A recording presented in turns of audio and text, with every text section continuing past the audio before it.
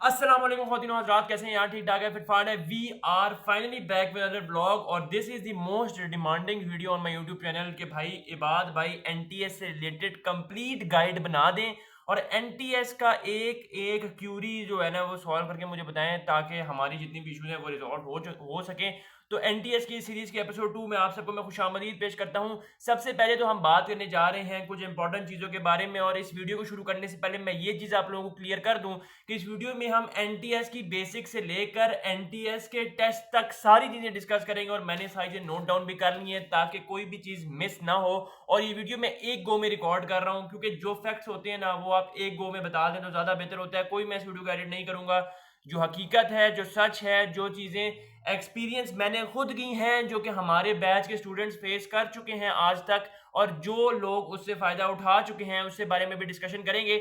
और इसी के साथ साथ जिन लोगों ने अभी तक व्हाट्सएप का ब्रॉडकास्ट चैनल नहीं ज्वाइन किया वो मुझे कमेंट करें और मैं उनको अपना व्हाट्सएप के ब्रॉडकास्ट चैनल का लिंक सेंड कर दूंगा।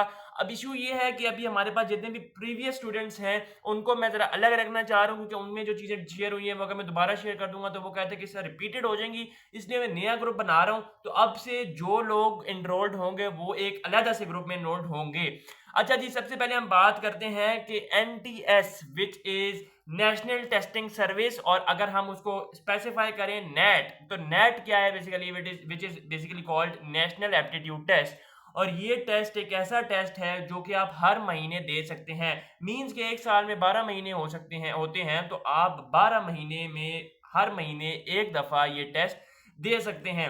सबसे मोस्ट कॉमन आस्क्ड क्वेश्चन के बाद भाई मैंने 2-3 महीने पहले एक टेस्ट दिया, मेरे 75 नंबर आए थे। मैं उन नंबर्स को इम्प्रूव करना चाह रहा हूं, मैं चाहता हूं कि मेरे नंबर अच्छे आए। मैं ये एक्सपेक्ट कर रहा हूं कि अगर मैं अगला टेस्ट देता हूं तो मेरे नंबर अच्छे आएंगे।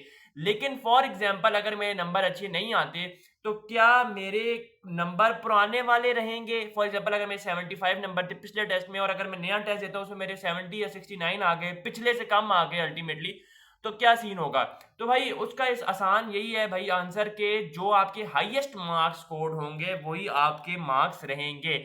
लेकिन एक और चीज जिसमें बहुत से स्टूडेंट जो हैं वो फंसते हैं, वो ये फंसते हैं कि मेरा एनटीएस एक साल से पुराना हो चुका है लेकिन उसमें मेरे नंबर ज्यादा थे, तो क्या मैं अभी भी उसको यूज कर सकता हूँ या नहीं कर सकता?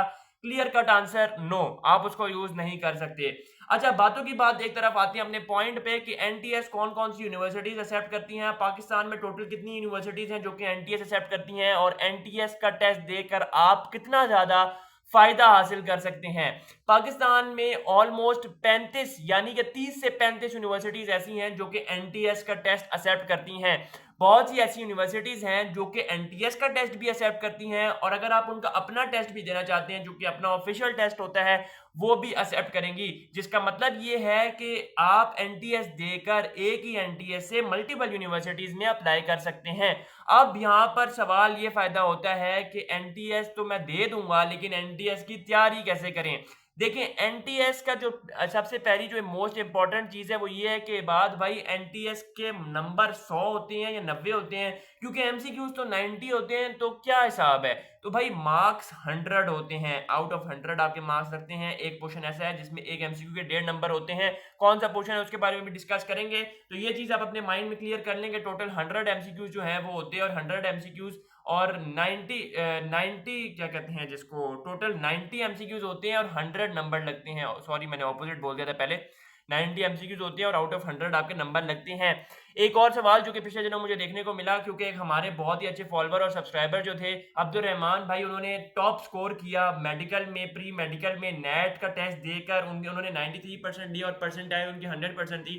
तो एक और सवाल जो मुझे देखने को मिला कि बाद भाई मार्क्स मैटर करते हैं या परसेंटाइल मैटर करती है? अल्टीमेटली यूनिवर्सिटी के एडमिशन में क्या चीज देखी जाती है? मार्क्स देखे जाते हैं या परसेंटाइल देखी जाती है? तो मार्क्स देखे जाते हैं। इसकी डिस्ट्रीब्यूशन होती है 50% एनटीएस की नंबर्स की वेटेज होती है, 25% एफएससी के नंबर, 25% नहीं 50% जो है आपके एफएससी की वेटेज होती है, 25% आपके मैट्रिक की वेटेज होती है और रिमेनिंग जो परसेंटेज है वो आपकी हो जाती है नेट एनटीएस की। जिसका मतलब ये है कि नेट का एनटीएस देना बहुत ही ज्यादा जरूरी है और अगर अच्छे नंबर स्कोर कर लेते हैं तो आपको बहुत ही ज्यादा फायदा देखने को मिल सकता है।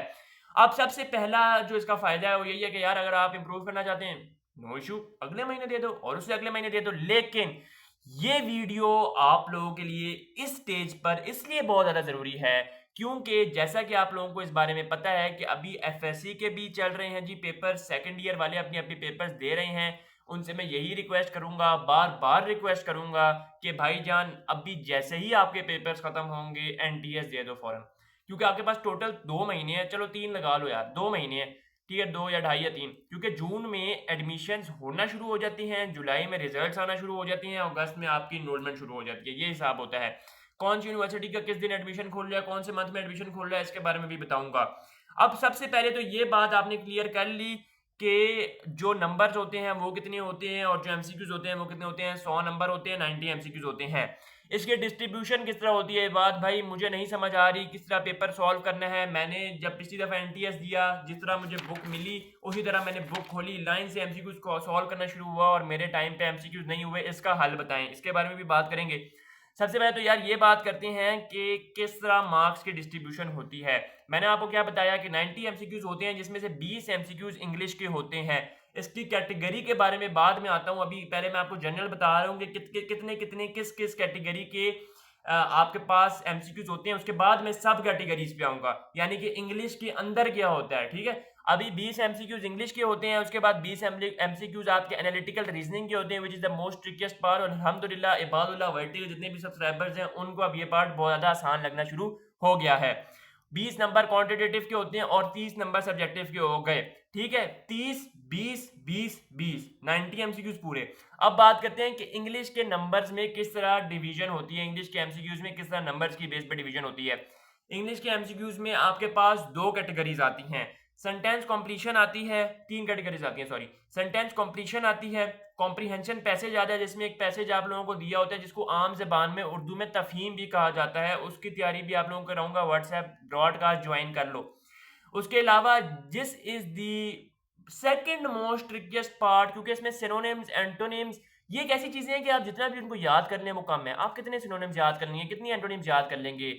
द रीजन और the answer to that question is कि आप इसमें से कितने ज्यादा एमसीक्यू सिक्योर कर सकते हैं। देखिए, अगर तो आपकी वोकैबुलरी बहुत ही ज्यादा हाई लेवल की, हाई फाई और अच्छी है और आप समझती हैं इंग्लिश को अच्छी तरीके से, तो आप 18 नंबर तो आराम से ले सकते हैं। देखिए, इसमें 20 नंबर लेना is a very big deal, क्योंकि अब बहुत से ऐसे वर्ड हैं जिनके एंटोनिम सिनोनिम्स किसी अच्छे बंदे को भी ना पता हो, जिसको इंग्लिश बहुत अच्छी तरीके से आती है, तो 18 नंबर मैक्सिमम अचीव आप कर सकते हैं। हाँ, रेयर केसेस और एक्सेप्शनल केसेस में आप 20 नंबर भी अचीव कर सकते हैं, लेकिन ऑन एवरेज अगर देखा जाए हमारे भी जितने भी फॉलोअर्स और सब्सक्राइबर्स हैं उन्होंने यही बताया कि 18 ठीक हुए हैं, इस तरह का हिसाब है।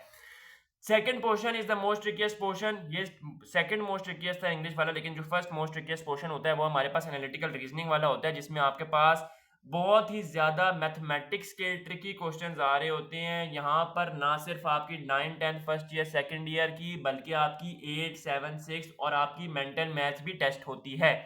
अब यहाँ पर इसको किस तरह सॉल्व करते हैं बाद में बात करते हैं। 20 नंबर क्वांटिटेटिव के हो जाते हैं और उसके अलावा 30 नंबर सब्जेक्टिव के हो जाते हैं। सब्जेक्टिव में देखें, अगर तो आपका आईसीएस है तो आपके 10 नंबर फिजिक्स के, 10 नंबर केमिस्ट्री के, 10 नंबर कंप्यूटर की, सॉरी केमिस्ट्री कहाँ से आ गई, 10 नंबर फिजिक्स, 10 नंबर कंप्यूटर और 10 नंबर मैथ्स के होते हैं, ठीक है। यही सारा सिनेरियो होता है for the respective pre medical and pre engineering. अभी मैंने आईसीएस के लिए आप लोगों के लिए आईसीएस के बारे में मैंने आप लोगों को ये चीजें बताई हैं। The most important ask question, Ibad भाई तैयारी कैसे करें। यार तैयारी करने के लिए देखें, एनालिटिकल पोर्शन में जितना लोगों ने इस बात को कहकर डरा दिया है कि ये बहुत ही ज़्यादा मुश्किल होता है, ये उतना मुश्किल होता नहीं है एक्चुअली जितना लोगों ने इस बात पे कह के डरा दिया है। देखिए, एनालिटिकल रीजनिंग बेसिकली ट्रिकीएस्ट होता है। ये मैंने भी, अगर आप पीछे वीडियो करें, रिवाइंड करें, मैंने ये नहीं बोला कि it is the most difficult portion, मैंने यही बोला कि it is the most ट्रिकीएस्ट portion. ये आपकी साइकोलॉजी या आपकी दिमाग को, मतलब आप समझे, टेस्ट करने वाला पोर्शन है, जो सीधी सी बात है, ठीक है। इस पोर्शन को कैसे लेकर चलना है बाद में बात करता हूँ, लेकिन सबसे पहले टाइम डिस्ट्रीब्यूशन के बारे में एक भाई ने सवाल किया था, मैं नाम नहीं लेता भाई का, लेकिन उन्होंने कहा था कि बात भाई आप टाइम डिस्ट्रीब्यूशन के बारे में वीडियो नहीं बना रहे। तो यार टाइम डिस्ट्रीब्यूशन कैसे करनी है। 3 घंटे हैं आपके पास, एक इसका मतलब है कि आपके पास 120 मिनट है, 120 मिनट है, और आपके पास जो है क्वांटिटेटिव पोर्शन है, इंग्लिश का पोर्शन है, एनालिटिकल रीजनिंग का पोर्शन है और सब्जेक्टिव का पोर्शन है। अगर आप इसको डिस्ट्रीब्यूट करें और अगर आप मेरे बताए हुए तरीके से चलते हैं, जो कि मैं हर एक को अपना मशवरा देता रहता हूँ, देखें टोटल आप देखें तो 10 एमसीक्यूज हैं, अगर फर्ज करें सब्जेक्टिव पोर्शन है, ठीक है, सब्जेक्टिव पोर्शन है, ठीक है, सब्जेक्टिव पोर्शन के फर्ज करें आप 10 एमसीक्यूज लेके चलते हैं, तो आपके पास एक एमसीक्यू के लिए 7 मिनट है। अगर आप 7 मिनट को 10 मिनट पे लेके चले जाते हैं ना, तो आप अगले एमसीक्यू का टाइम किल कर रहे हैं। इस तरह अल्टीमेटली जाते जाते जाते जाते आप एमसीक्यूज को, आगे वाले एमसीक्यूज को जो है वो कॉम्प्रोमाइज पे लेके जा रहे हैं।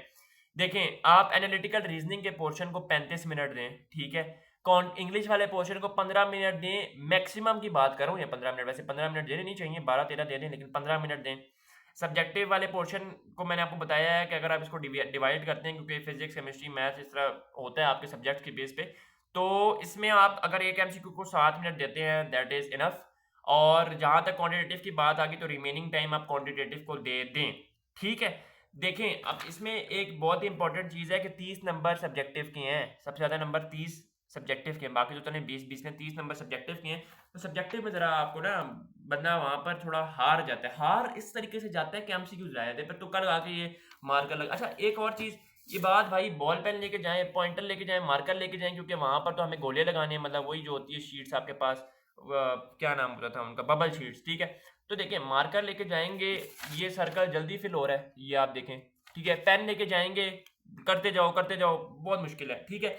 इस चीज़ के बारे में ख्याल रखना है, क्या क्या चीज़ें साथ लेके जानी होती हैं। एनटीएस की स्लिप, रोल नंबर स्लिप, जिसको एनटीएस की स्लिप कहा जाता है, सीएनआईसी और बे फॉर्म, थोड़ा पहले चले जाएं, ज़्यादा बेहतर है, थोड़ा नो हाउ हो जाएगी, कौन सी क्लास में बैठना है, किस पोजीशन पे बैठना है, आपका रोल नंबर वहाँ पे मैच हो रहा है या नहीं हो रहा, अटेंडेंस लग गई है या नहीं लग गई, आपका सारा चीज़ क्लियर है।